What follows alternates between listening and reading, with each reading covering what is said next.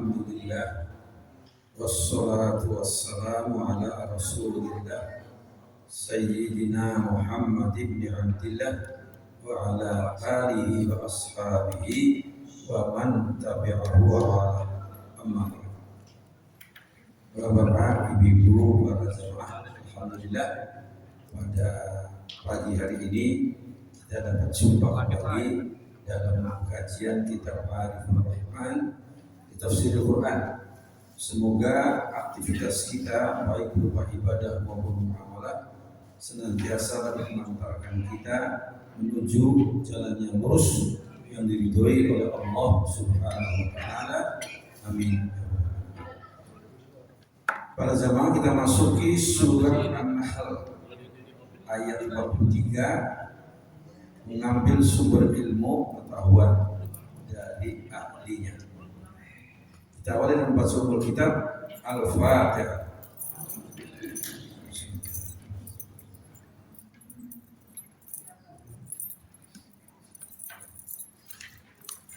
Bismillahirrahmanirrahim. Wa ma arsalna min qablika, dan tidaklah kami mengutus Rasul sebelummu illa rijalan, kecuali seorang laki-laki. Nuhi, kami wahyukan ilahi kepada mereka, fas'alu, maka bertanyalah, ahla dzikri, kepada orang yang mengetahui atau mereka yang memahami ilmu. In kuntum ta'lamun, jika kamu, in kuntum la ta'lamun, jika kalian tidak mengetahui. Ini informasi langsung dari Al-Quran bahwa sebelumnya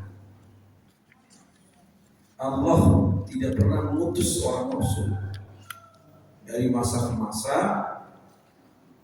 kecuali seorang laki-laki. Ya.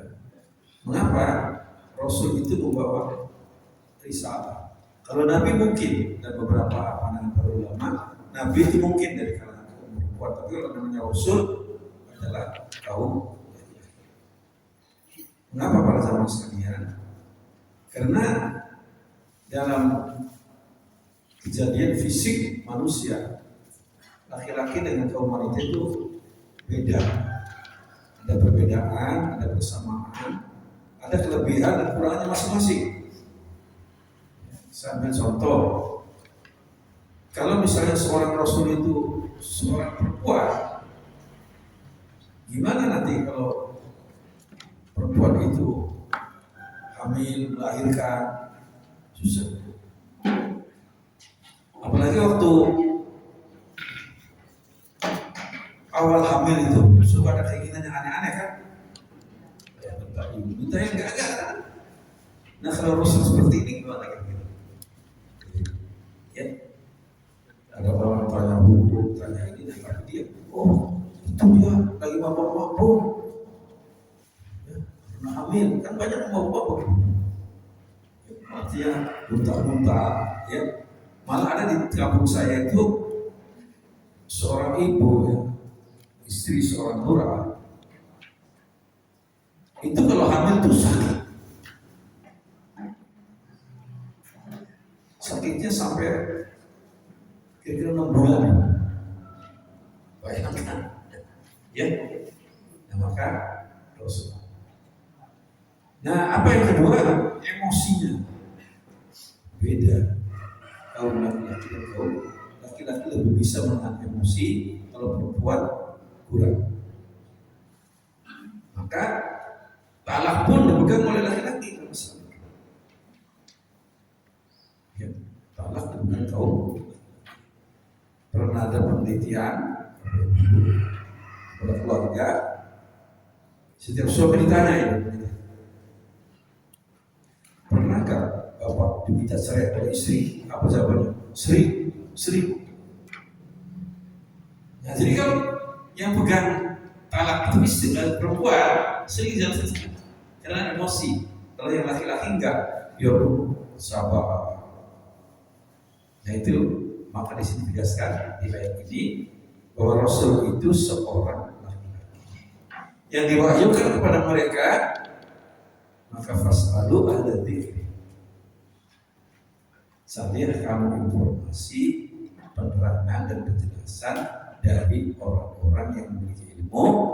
In kuntum la ta'lamun, jika kalian tidak tahu. Ya maaf Ibu sekalian, di kampung saya dulu aneh-aneh, nggak tahu apa beneran apa sengaja gitu ya. Lagi mulai hamil pertama itu katanya tidak, ya tidak. Itu masuk. Untuk ini kita kadang-kadang ditanya nggak masuk. Jadi itulah perkara ya pada zaman sekalian. Nah Bapak dan Ibu, kalau kaum pria yang memegang talak, meskipun istrinya minta talak berkali-kali, dia tenang, nggak emosi kan? Nah itu. Nah, jadi inilah. Nah kelebihan lain, wanita juga punya kelebihan kaum perempuan yang tidak dimiliki oleh laki-laki. Ya, pengalaman hamil, ada nggak laki-laki pernah hamil? Ada nggak? Ya, menyusui, ada nggak laki-laki menyusui? Itu ibu-ibu pengalaman luar biasa, kasih sayang luar biasa.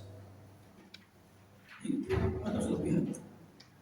Pengalaman bisa menyusui, kemudian ada yang hamil, hidup, melahirkan.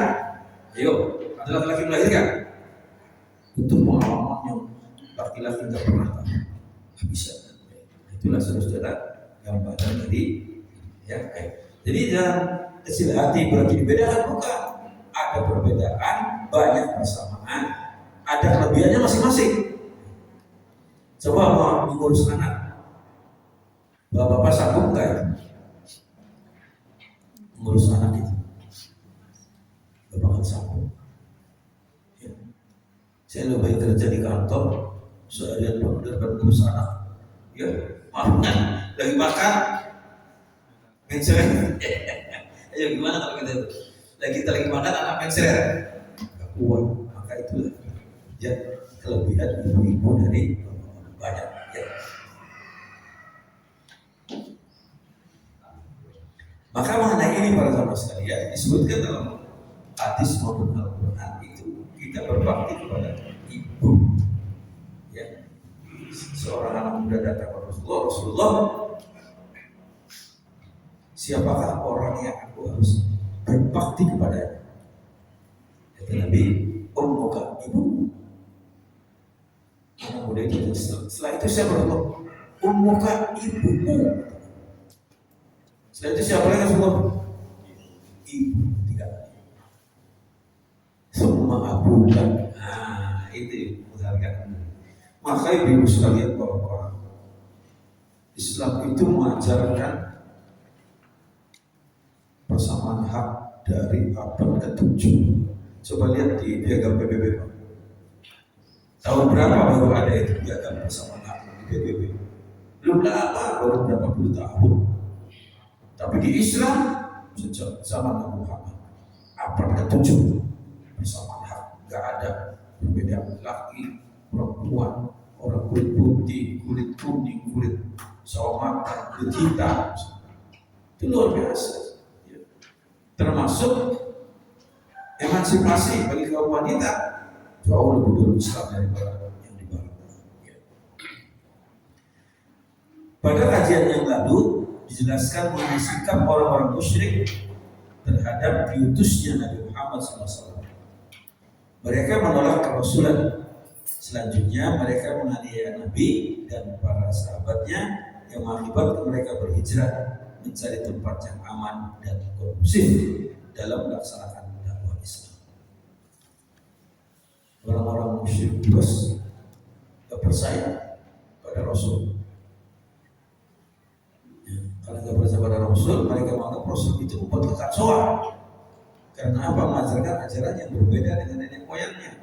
Maka dimusuhi oleh mereka, bahkan diperangi, ya. Sehingga Nabi dan sahabatnya harus berhijrah dari Mekah ke Madinah. Orang-orang musyrik tidak mau menerima Rasul itu dari kalangan manusia. Mereka mengharapkan bahwa Rasul yang diutus terdiri dari malaikat. Nah ini yang kekeliruan mereka. Rasul itu merupakan contoh kehidupan, teladan, uswah, contoh kehidupan. Yang disebut role model dalam istilah sekarang. Nah kalau utusannya malaikat, ya nggak cocok. Malaikat nggak makan, nggak minum, nggak berkeluarga, ya, nggak matinya kiamat. Nggak cocok. Justru yang cocok adalah manusia biasa yang berkeluarga, makan, minum, tidur, pergi ke pasar, berdagang, berusaha. Nah, jadi keliru mereka kalau minta putusan malaikat. Mungkin manusia bisa meniru malaikat, tapi kalau kita meniru Nabi bisa, ya, meniru akhlak Nabi bisa kalau kita mau. Ya, itu.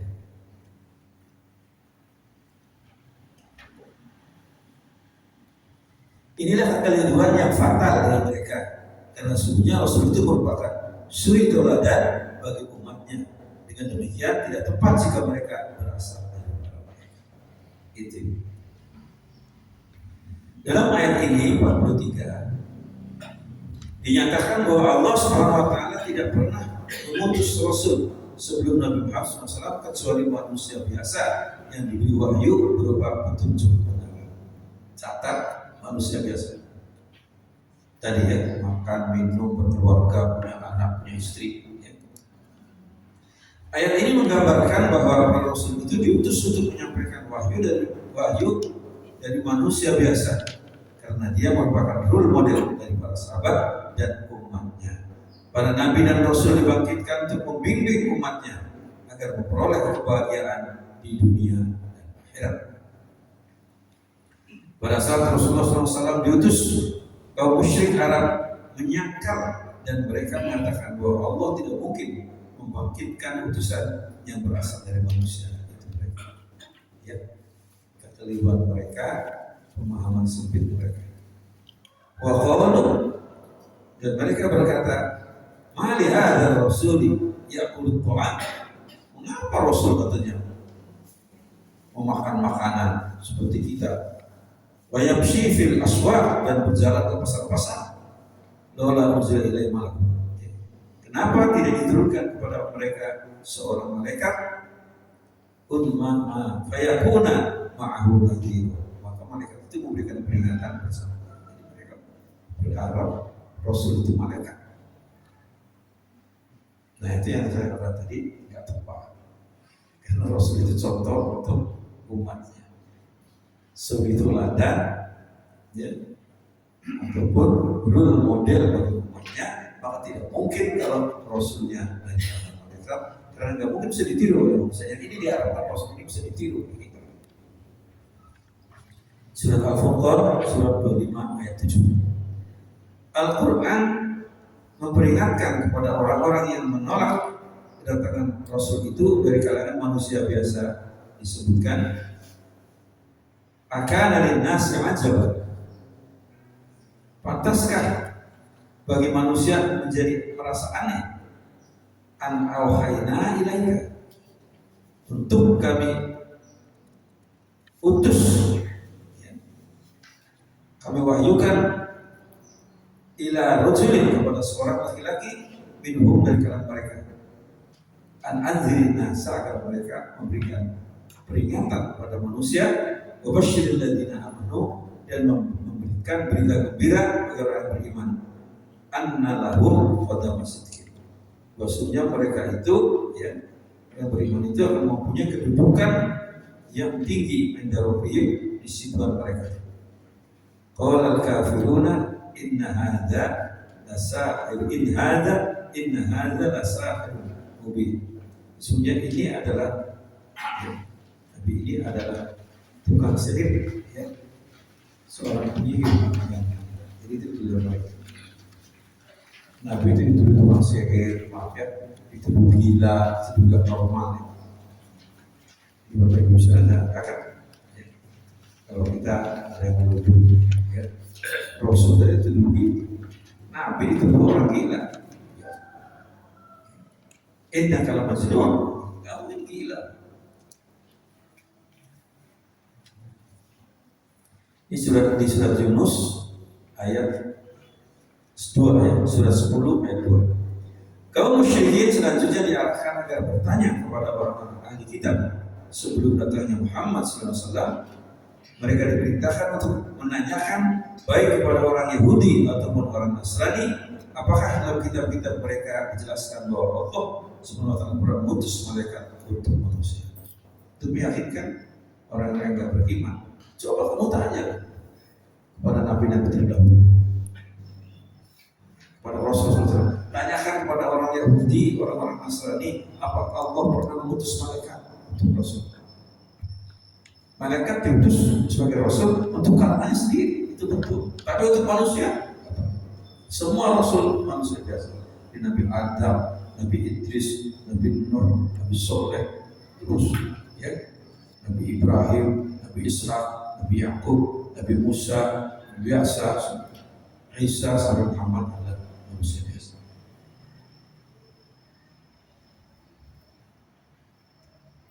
Dari penjelasan kitab suci terdahulu diterangkan bahwa para nabi dan rasul diutus oleh Allah dari kalangan manusia biasa. Ya, itu jelas. Bagaimana manusia biasa? Mereka makan, minum, berdagang, pergi ke pasar dan sebagainya. Bahkan para rasul itu pernah punya pengalaman menggembala kambing. Termasuk Nabi Muhammad pernah menggembala kambing. Nah, bagaimana para jamaah sekalian? Menggembala kambing itu sebagai suatu penata latihan, ya, latihan bagaimana membimbing umatnya dengan menggembala kambing. Hampir ya banyak persamaan manusia dengan kambing, banyak persamaan, enggak sama, banyak persamaan. Ya, misalnya tentang kebutuhan makan sama, kambing pernah perlu makan maupun ya, kebutuhan maaf ya di bidang seksual itu hal-hal yang. Nah, bahkan Bapak dan Ibu saya telah ceritakan pada pertemuan yang lalu, saya berkunjung ke masyarakat jahiliyah. Bukan masyarakat jahiliyah, orang-orang Badui di gunung-gunung di Arab Saudi, Jazirah Arab. Itu mereka menggembala ternak itu. Nah, dari sekian kambing itu ada yang mereka pegang, Pak, yang dilepas. Gak banyak. Ini pegang satu ya, itu pegang dua. Yang lain dilepas. Saya tanya, kenapa sih? Oh ini yang suka bikin ngaco, bikin mengacau. Kalau dilepas, ya, udah gak karuan lari besar. Saya ingat orang demonstrasi itu kalau hati-hati. Ada orang-orang begini. Maka perlu tangkap yang ini yang suka mengaco itu ya. Jadi banyak pelajaran dari situ ya, dari maka itulah Rasul itu manusia biasa. Ya.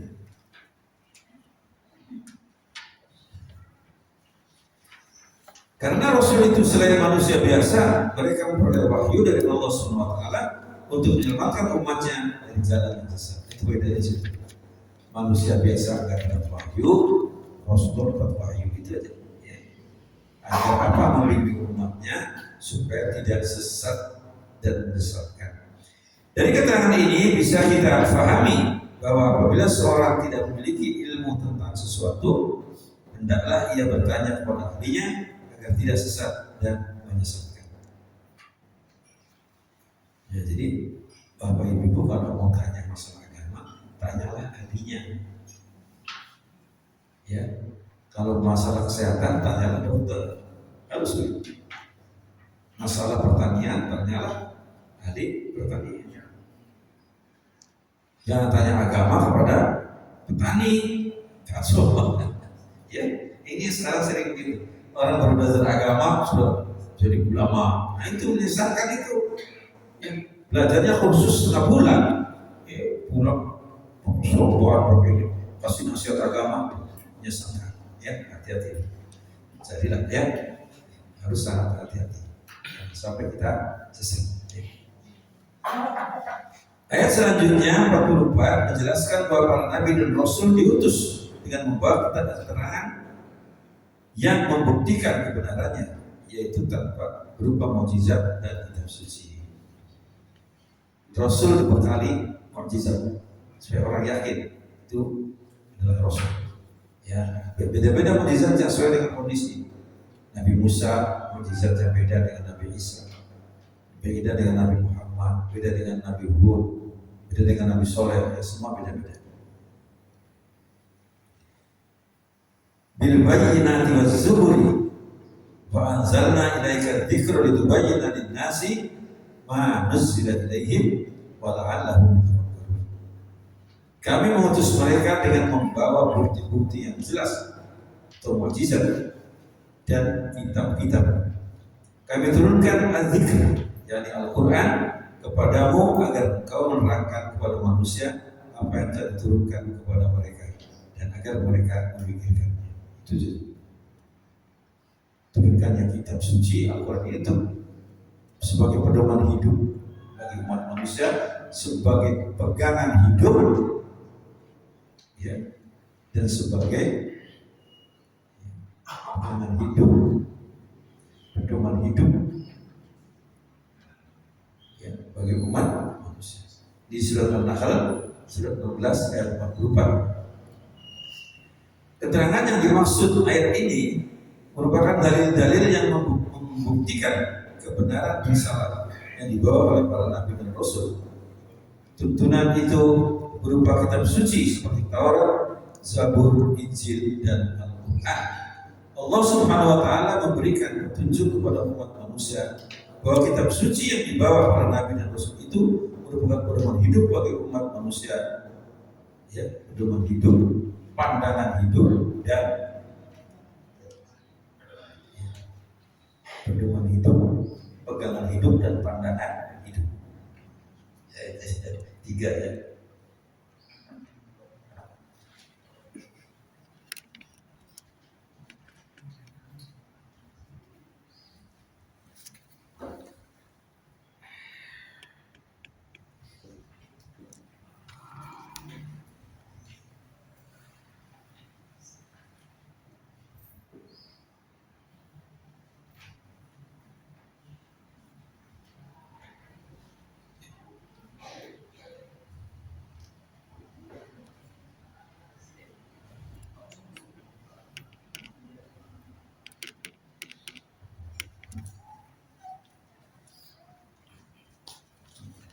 lagi pegangan, pegangan hidup.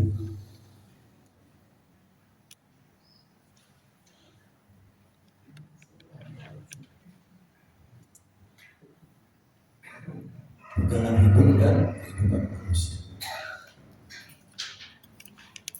Ini semua kembali kepada kitab suci. Bagaimana kita membina keluarga, bimbingan Nabi. Bagaimana kita mendidik anak-anak kita, semua itu.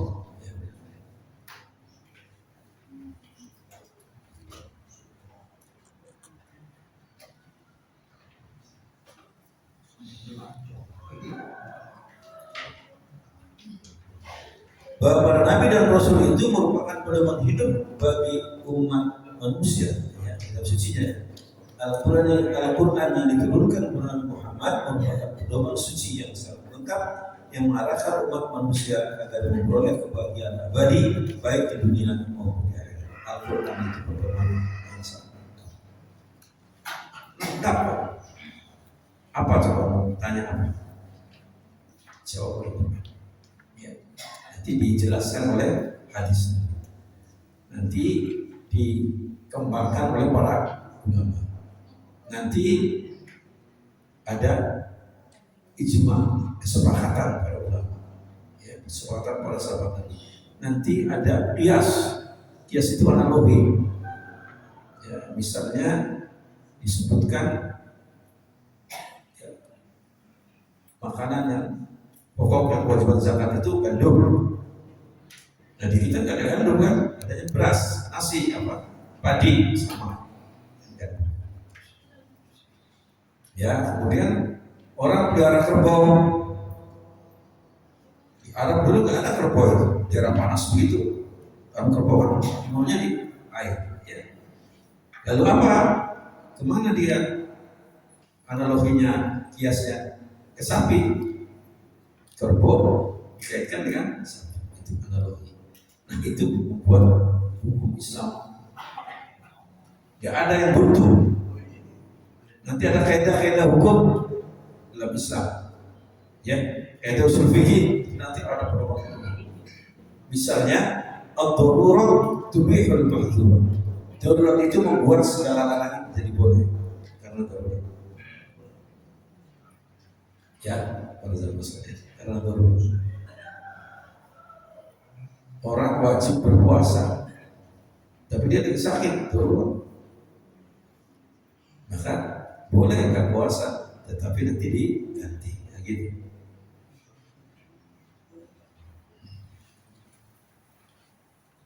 Penguburan kandungan dosa besar, tapi karena darurat jadi boleh. Misalnya kalau nggak digugurkan, ibunya meninggal,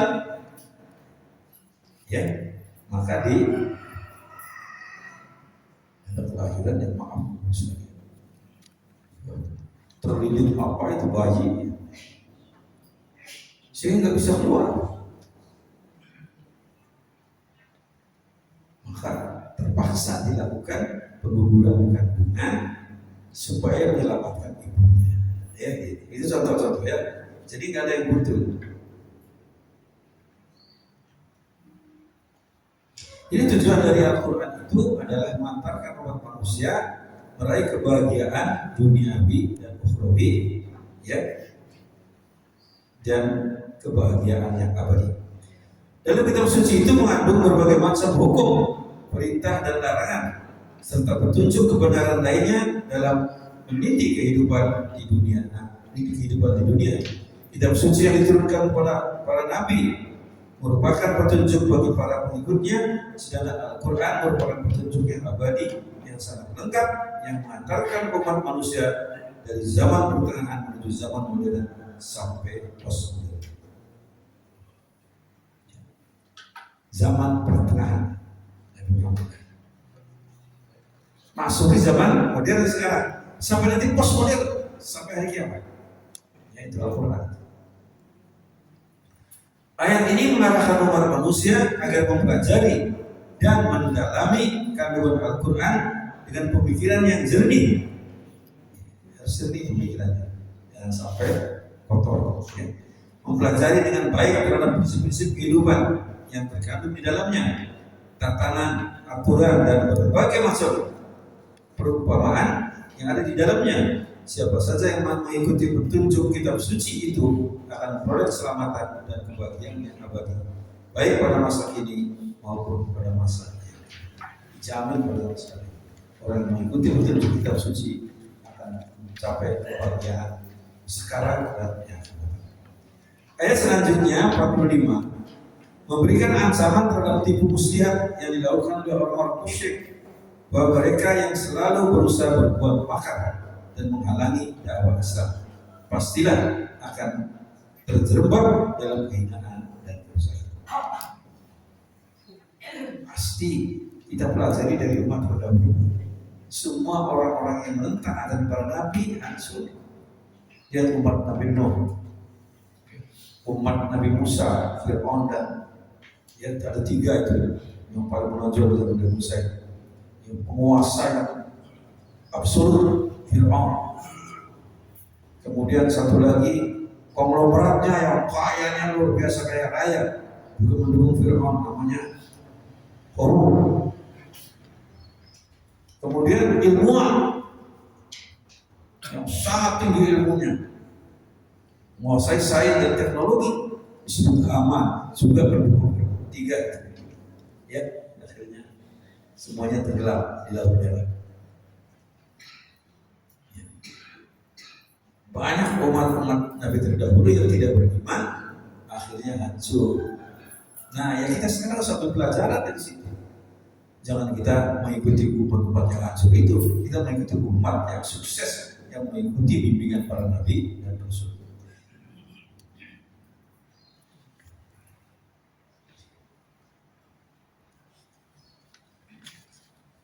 Dalam sejarah umat manusia telah diketahui dengan jelas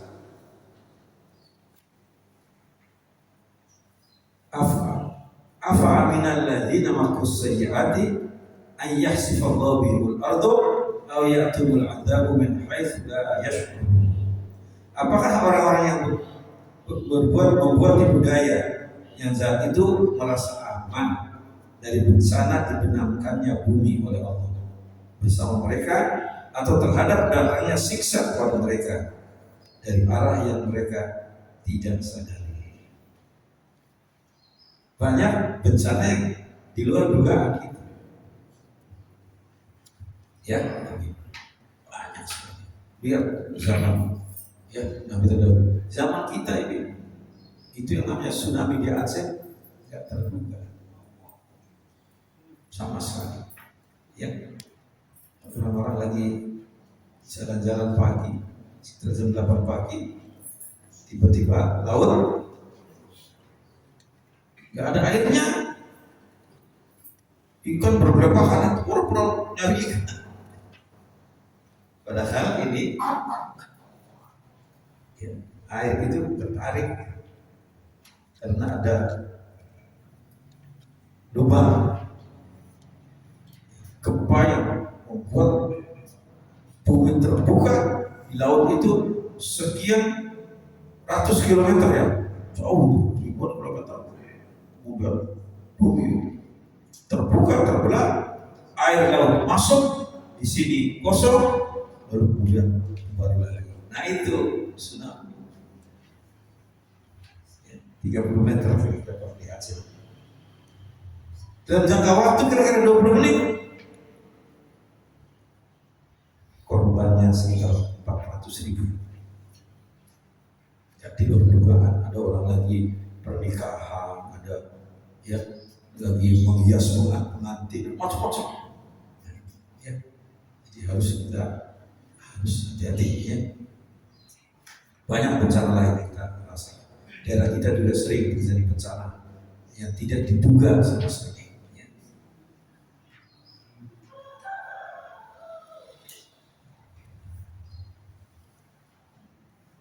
Dalam sejarah umat manusia telah diketahui dengan jelas bahwa orang-orang musyrik itu akan mengalami kehancuran dalam kehidupan dunia dan penyesalan yang tiada tara dalam kehidupan akhirat. Contoh-contoh mereka misalnya ditenggelamkannya Fir'aun dan bala tentaranya di Laut Merah, ditenggelamkannya Qarun yang saya sebutkan tadi, konglomerat besar, ya, di dalam tanah, dan kehancuran dari Haman, seorang ilmuwan yang mendukung Fir'aun. Hal seperti itu pernah terjadi pada kaum Nabi Lut yang dimusnahkan karena menentang ajaran para nabi, melakukan perbuatan keji dan tercela yang dikenal dengan sebutan LGBT. Ya. LGBT masih, masya Allah, pada sekali. Kehancuran kaum Lut itu dibalik buminya. Menjelang subuh itu, menjelang subuh, alias subuh dhuhri, bukankah subuh itu dekat? Mereka membimbing Nabi Lut, suruh kaumnya yang beriman di kiri, Nabi sendiri di belakang membimbing kaumnya, cepat, jangan menoleh ke belakang, karena azabnya datang menjelang subuh. Itu semua enggak beliau menyelamatkan diri depan, enggak, beliau di belakang mengiring kaumnya. Kemudian datangnya waktu subuh, bencana itu menjelang subuh datang, enggak diduga-duga. Itu karena dikenal dengan sebutan LGBT. Paham ya LGBT ini? Jenis siksaan yang dialami oleh kaum musyrik ada berapa jenis? Itu ada yang siksanya langsung menimpa mereka, ada juga siksa itu berjalan secara bertahap.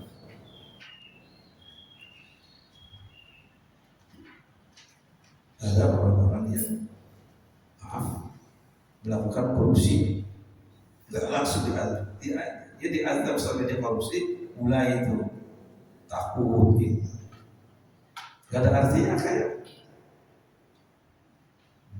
saya lihat sendiri loh, ya orang-orang korupsi hidupnya menderita, hasil korupsinya ini dipura-purakan untuk menyelamatkan diri, hancur. Ya, itu kenyataan-kenyataan harus kita pahami. Maka yang terbaik kita jujur aja, lempeng aja, insya Allah. Ya, insya Allah kita bahagia. Nah, kalau kekayaan kita banyak tapi kita nggak tenang, buat apa? Ini kalau kita harus, ya.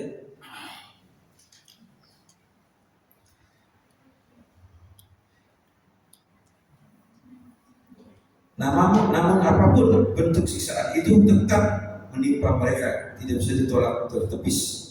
Ayat ini diakhiri dengan menginformasikan bahwa sesungguhnya Allah SWT Maha Kasih dan Maha Sayang. Hal ini memberikan pelajarannya bagi mereka bahwa sesungguhnya Allah tidak menghukum mereka dengan hukuman secara mendadak, akan tapi mengancam mereka dengan siksaan yang berat dengan berbagai macam bentuknya. Wa kana Allah liyadhlimahum walakin kanu, Allah tidak menganiaya mereka, mereka yang menganiaya diri sendiri. Maaf Bapak dan Ibu, kalau orang tahu bahwa menenggak narkoba itu bakal membahayakan, lalu dia lakukan, yang sama siapa? Sama jalan orang lain, sama diri sendiri. Udah tahu kok bahaya kok kamu. Nah itu yang diingatkan oleh ajaran para Nabi supaya kita jangan lakukan perbuatan tercela, nanti kan menderita.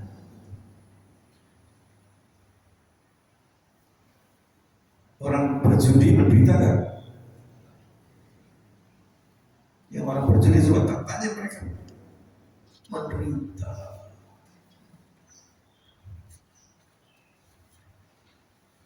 Dulu ada karyawan yang ikut saya ini, kemudian anaknya sukses, pendidikannya sukses,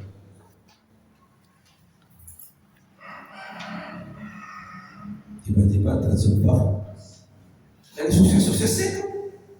Gajinya tinggi, sekolahnya juga tinggi,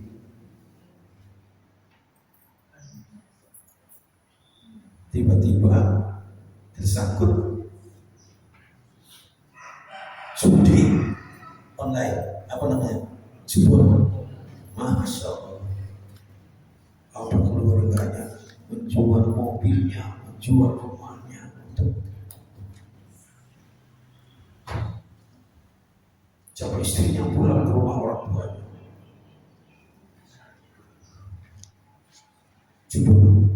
Judi. Ya jadi ini agama, kamu jangan ke situ, nanti kamu celaka. Nah, gitu kira-kira.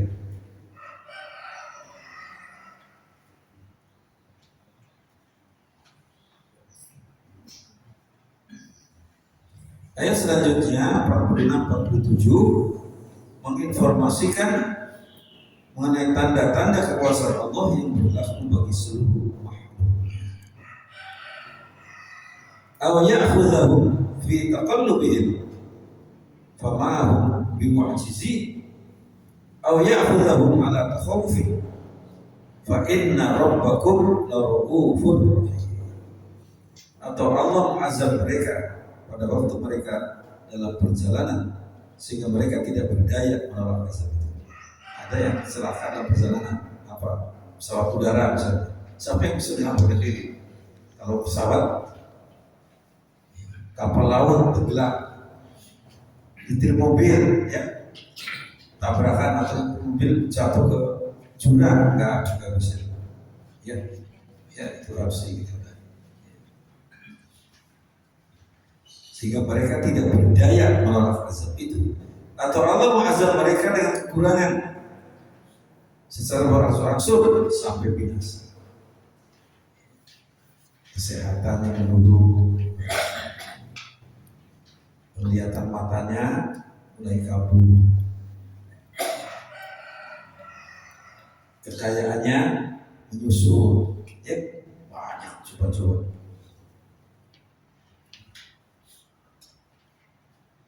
Maka tetap diingatkan, fa inna rabbakum la-rahufur rahim. Jangan putus asa, karena sesungguhnya Tuhan kamu semua adalah Tuhan yang Maha Pengasih lagi Maha Penyayang. Jadi jangan putus asa. Kalau misalnya terjadi ada teman-teman kita terjerumus begitu, jangan biar terjerumus, kita selamatkan mereka, kita bimbing, ya, supaya tidak terus-menerus terjerumus. Sebagian dari orang musyrik dan kafir itu ada yang mengalami siksaan secara berangsur-angsur, seperti tadi ya, seperti ditimpa perasaan takut dan risau. Resah terus. Banyak orang kaya raya hidupnya resah, kedudukannya tinggi, resah. Apa yang diberikan? Oh, gimana kalau ini nanti jabatan saya lepas? Gimana nanti kalau ada orang yang merebut jabatan saya? Oh, terus. Kalau kita yang punya jabatan, takut tidak jabatan kita hilang? Ada orang kita nggak punya jabatan, ya, jangan orang. Ya, makanya dulu saya cerita yang dulu ya. Waktu saya memberikan kuliah di Seramah, anak-anak di UI, ya saya ketemu terus dosen, mahasiswa. Yang tanya, Pak Zaki udah berapa tahun di UI? Saya katakan saya udah 42 tahun. Dan alhamdulillah belum pernah jatuh. Semua kaget Pak. 42 tahun kok pernah jatuh? Gimana sih? Lah, saya nggak pernah naik, gimana jatuh? Ya, naik nggak pernah, gimana jatuh? Udah sering ngajar ada tugas saya. Ya, alhamdulillah. Tapi saya katakan alhamdulillah semua nih. Rektor, dekan, ini banyak murid saya semua. Ya, saya kaget lagi, dilihat tiba-tiba rambutnya putih semua, cium tangan saya kaget. Kamu siapa? Saya kan dari bapak, jadi dekan. Rambutnya udah semua mesin. Jadi itu kita mensyukuri apa yang kita peroleh. Itu caranya supaya kita bahagia. Apapun yang kita peroleh kita syukuri, bahagia. Tapi kalau kita nggak bersyukur, menderita, salah. Ya.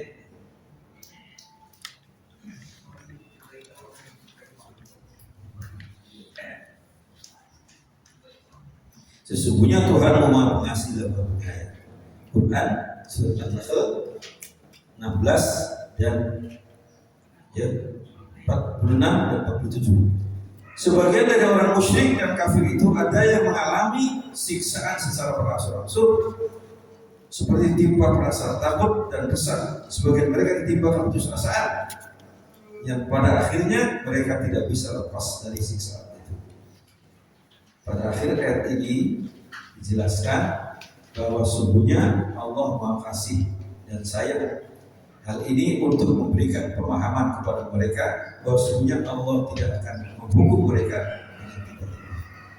Jadi kasih tanggung supaya orang tobat, ya, kita langsung diazab kan.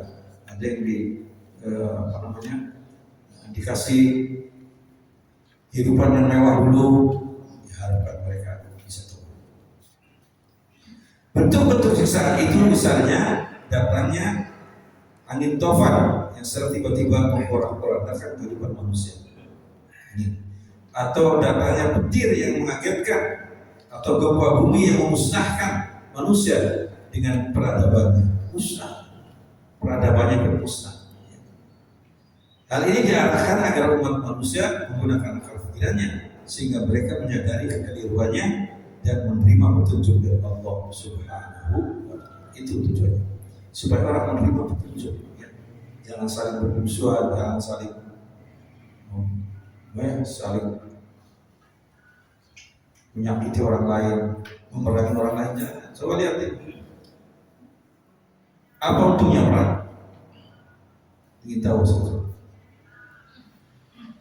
Kita lihat sekarang ini, ya, Timur Tengah, perang seperti itu. Yang untung siapa?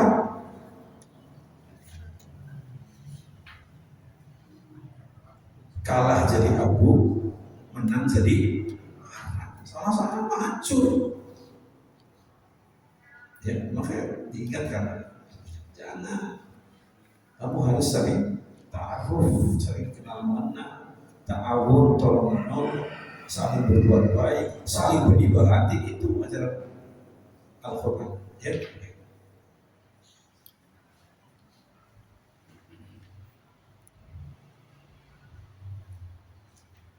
Ayat selanjutnya 48 menjelaskan mengenai tanda-tanda kuasa Allah yang menimpa seluruh makhluknya. Hal ini diharapkan dengan demikian agar mereka yang selalu berbuat makar dan kejahatan selalu menggunakan akal pikirannya agar menyadari kekeliruan dan kesalahannya, diarahkan supaya dia sadar kamu ini keliru. Ya. Awalam yaro ila ma khalaqallahu min syai'in yatafayyahu hilalu anil yamini wasyama'ili sujadan lillahi wa hum dakhilun. Apakah mereka tidak memperhatikan segala sesuatu yang diciptakan Allah, bayang-bayangnya berbolak-balik ke kanan dan ke kiri? Lihat bayang-bayang matahari. Ya, kita taruh badan kita berdiri di tengah-tengah sinar matahari, bayangan kita ke utara. Nanti geser selatan. Tergantung bulannya, bulan apa gitu. Itu perubahan-perubahan yang kalau kita mau pelajari itu menjadi super ilmu. Ya.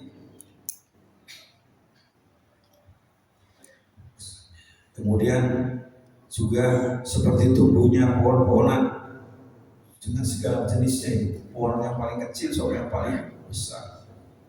Adanya gunung-gunung dan parit dengan berbagai macam jenisnya. Demikian juga adanya benda-benda langit seperti matahari, bulan dan bintang-bintang. Manusia yang menggunakan akalnya akan bisa memahami keagungan Allah dalam peredaran matahari, pengertian siang dan pergantian siang dan malam, pergantian musim. Semua itu belajar.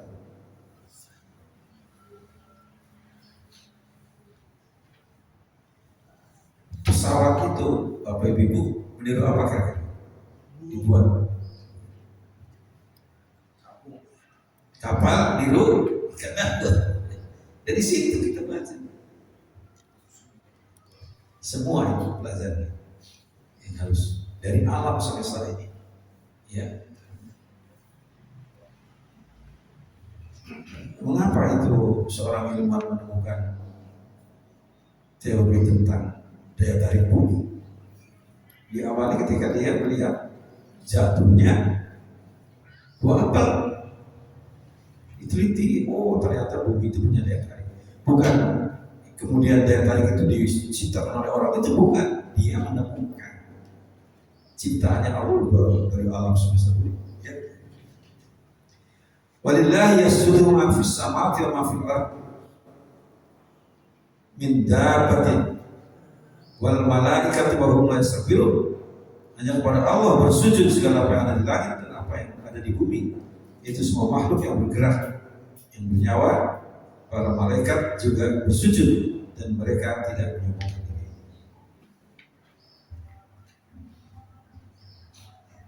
Nah, ini pada zaman selanjutnya. Semua tunduk pada ketentuan Allah.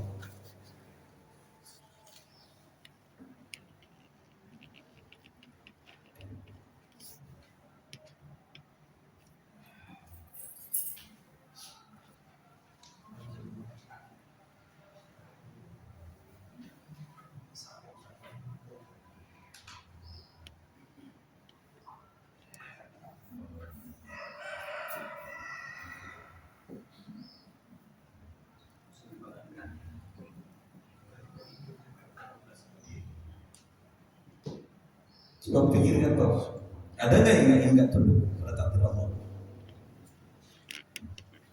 Silakan Anda bentuk kebanggaan itu nih. Ada yang nggak mati manusia.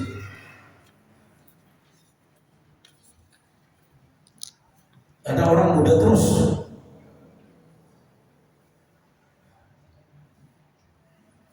Ya, dari ganteng, cantik, lama-lamaan dari imut-imut sampai ke alit-alit. Ya betul. Lihat ibu umur 106, lihat gimana? Apa masih seperti waktu umur 17? Biar orang bapak sombong apa? Ketentuan Allah. Kalau orang punya jabatan terus selamanya, bergantian. Sehat terus, ya. Ini kenyataan yang tidak bisa kita bantah. Bukan karena masih ada orang yang menyombongkan diri.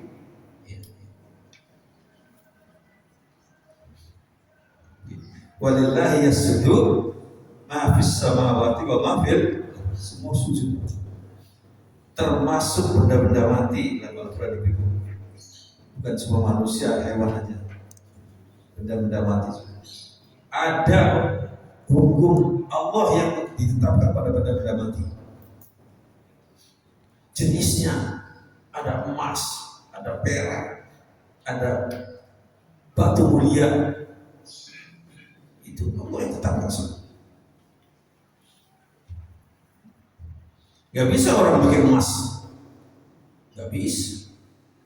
Orang bikin batu mulia gak bisa. Yang dia bisa cari dari batu dalam tanah, ambil. Bukan membuat emas. Semua dari Allah, dan semua manusia tunduk. Ayat berikutnya 50 menjelaskan bahwa semua makhluk baik yang ada di langit maupun di bumi tunduk dan patuh pada kuasa Allah, dan mereka melaksanakan perintah-perintahnya dengan tekun dan penuh ketaatan. Benda-benda alam begitu. Ya. Batu itu berproses dari tanah menjadi batu itu jutaan tahun. Jutaan tahun. Batu itu juga ya remuk bisa jadi pasir.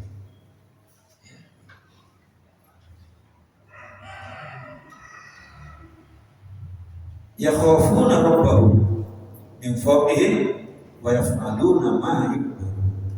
Mereka takut kepada Tuhan mereka yang berkuasa di atas mereka dan melaksanakan apa yang diperintahkan kepada mereka. Itu yang disebut muslim tadi ya. Orang muslim itu orang yang pasrah tunduk pada ketentuan Allah. Semua benda-benda langit dan bumi tunduk dan mengikuti ketentuan Allah SWT, baik yang berkaitan dengan ketetapan sunatullah ataupun hukum-hukum alam, seperti daya bumi, peredaran matahari, bumi, dan benda-benda alam lainnya. Semua beredar sendiri, ada garis sekitar. Gak diam, bumi, matahari, bintang-bintang semua. Bahkan bintang-bintang itu merupakan matahari di planet lain, jadi apa namanya, tata surya lain. Ya, bukan satu matahari satu itu di tata surya kita, tata surya lain banyak ya, triliunan matahari. Ini enggak terbayang ya kandungan Allah Subhanahu Wa Taala.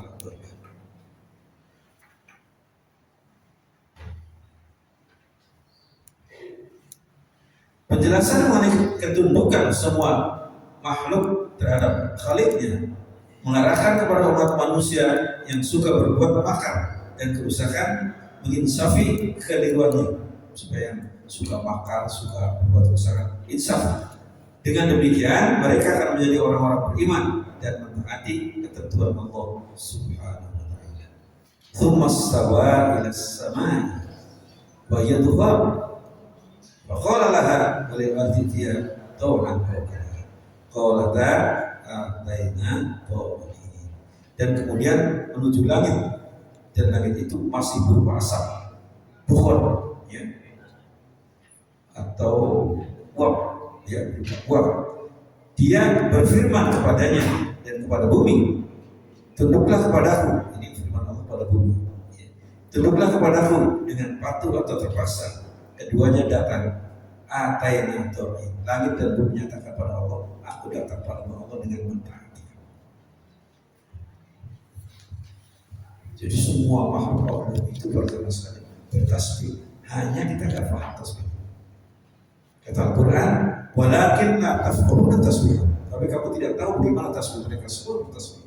Termasuk gunung-gunung, laut, ya, hewan-hewan yang ada di laut, hewan-hewan yang ada di udara, di dalam tanah, ya semua.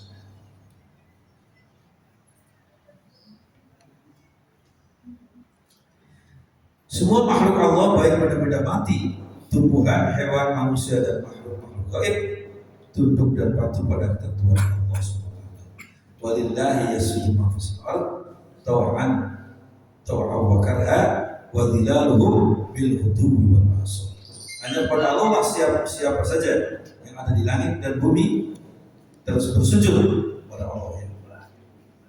Yasjudu, baik dengan kemauan sendiri maupun terpaksa, bersujud padanya bayang-bayang mereka pada waktu pagi dan petang. Ada nggak yang bersujud dengan tidak terpaksa? Ada. Kita sholat itu sujud tidak terpaksa. Bisa kita nggak sujud, tapi nanti ada yang terpaksa, harus tunduk pada ketentuan Allah. Seperti tadi ya, kita menjadi tua, kemudian menghadapi mati, itu semua kena, ya. Kita masuki ikhtisar atau ringkasannya yang maksudnya. Semua nabi dan rasul adalah manusia biasa yang mendapatkan wahyu dari Allah SWT. Bedanya wahyu. Hal ini sesuai dengan fungsi mereka sebagai role model bagi umatnya. Mereka diutus dengan bukti-bukti kebenaran, baik berupa mukjizat maupun kitab suci. Itu bukti kebenarannya. Mereka yang selalu berbuat makar dan melestarikan kejahatan tidak mau mempercayai kebenaran wahyu Allah, dengan dia diancam dengan siksaan yang menyakitkan dalam kehidupan dunia serta siksaan yang mengerikan di akhirat. Semua benda-benda alam baik yang ada di langit maupun di bumi merupakan bukti atas keesaan Allah SWT yang menciptakannya dan menetapkan fitrahnya yang disebut dengan hukum. Demikian para jamaah sekalian, kajian kita hari ini yang di surat An-Nahl dari ayat 43 sampai ayat 50. Semoga bermanfaat. Kalau ada pertanyaan silakan.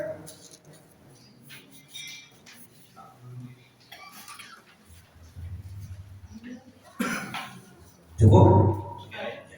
Oh iya, silakan. Pak. Ya.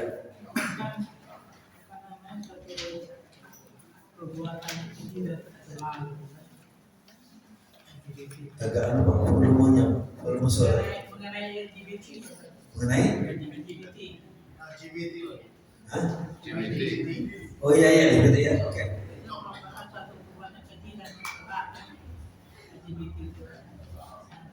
Ini gimana kalau pimpinan kita LGBT gitu, apakah atau gimana?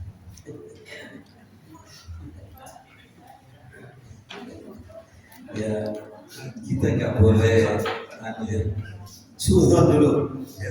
Ini umpamanya gitu kan, ternyata pimpinannya. Ya, nggak boleh suruh. Nah, jadi para jamaah sekalian, ini ketentuan dari Al-Quran, kita nggak boleh ya, membiarkan itu, harus berusaha. Tapi sudah berusaha dengan cara baik. Tapi kita yang penting jangan suruh dulu ya. Ya baik, oke. Bapak ini kan ketua kajian ini kan mengambil sumber ilmu pengetahuan dari ahlinya Pak Gede. Nah, kan sekarang zamannya tuh teknologi itu udah masuk ya. Apa-apa kita harus mulai teknologi. Sekarang apa kita bertanya mengenai agama-agama bisa lewat Google. Apalagi sekarang udah ada AI. Pertanyaannya, apakah boleh gitu kita menggunakan sesuatu di Google atau ya Ya kita harus menyeleksi ya.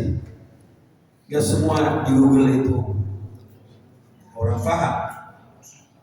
Saya jelaskan tadi banyak orang yang nggak ngerti agama, serah menyampaikan hukum itu menyesatkan. Maka lihat orang itu, di mana dia pendidikannya, ya, di mana pendidikannya. Dari situ kita bisa tahu, oh dia pendidikannya Al Azhar, Kairo misalnya, ya. Atau dia di Umur Qura, Mekah, atau dia di UIN, atau dia di Malaysia. Oh lihat sekolah agamanya apa kan dia? Atau di pesantren ya, terus kalau enggak, nah kita tidak boleh langsung percaya. Banyak menyesatkan, saya tahu sendiri. Ya. Al-Qari'ah katanya orang pembaca Al-Quran, bukan Al-Qari'ah Rasulullah itu pakai hamzah. Qari'un, kalau itu Qari'ah itu lah. Itu contohnya ya Pak. Juga harus hati-hati ya. Kemudian yang kedua perbandingan dengan yang lain. Nanti bisa tahu kedua. Makasih. Ada lagi? Ya, kalau nggak ada, kita akan cukup. Mudah-mudahan bermanfaat dan saya mohon maaf kalau kekhilafan. Wassalamualaikum warahmatullahi